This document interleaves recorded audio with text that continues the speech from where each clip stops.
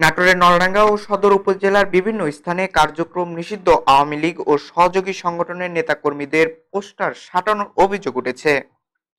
স্থানীয় সূত্রে জানা গেছে, সোমবার রাতে ২১শে আগস্ট গ্রেনেড হামলা দিবসকে কেন্দ্র করে বিভিন্ন সরকারি বেসরকারি প্রতিষ্ঠানের দেওয়ালে ও বিদ্যুতের খুঁটিতে এসব পোস্টার সাঁটানো হয়। এ সংক্রান্ত পোস্টারিং এর একটি ভিডিও ইতিমধ্যে সামাজিক যোগাযোগ মাধ্যম ফেসবুকে ছড়িয়ে পড়েছে। আত্মগোপনে থাকা আওয়ামী লীগের কয়েকজন নেতা ওই ভিডিও নিজেদের ফেসবুক আইডিতেও পোস্ট করেছেন বলে অভিযোগ উঠেছে। স্থানীয় বিএনপি ও সহযোগী সংগঠনের নেতারা দাবি করেছেন, নিষিদ্ধ সংগঠনের এ ধরনের কর্মকাণ্ড নাশকতার আশঙ্কা তৈরি করছে। তারা দ্রুত তদন্ত করে আইনগত ব্যবস্থা নেওয়ার দাবি জানান। এ বিষয়ে নলডাঙ্গা থানার ওসি তদন্ত ইব্রাহিম খলিল জানিয়েছেন, পুলিশ বিষয়টি সম্পর্কে অবগত রয়েছে এবং সতর্ক অবস্থানে আছে। তবে পোস্টারিং এর অভিযোগের বিষয়ে আওয়ামী লীগের সংশ্লিষ্ট নেতাদের বক্তব্য তাৎক্ষণিকভাবে এখনো পাওয়া যায়নি।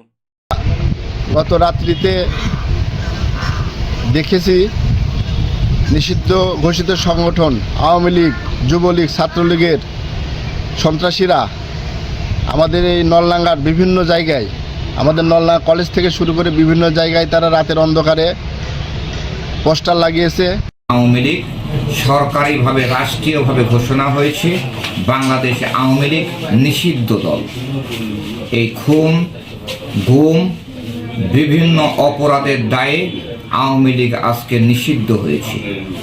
আমার কথা, এই নিষিদ্ধ সংগঠনের কোনো তৎপরতা আমাদের নলডাঙ্গা উপজেলার কোনো জায়গায় আমরা করতে দেব না।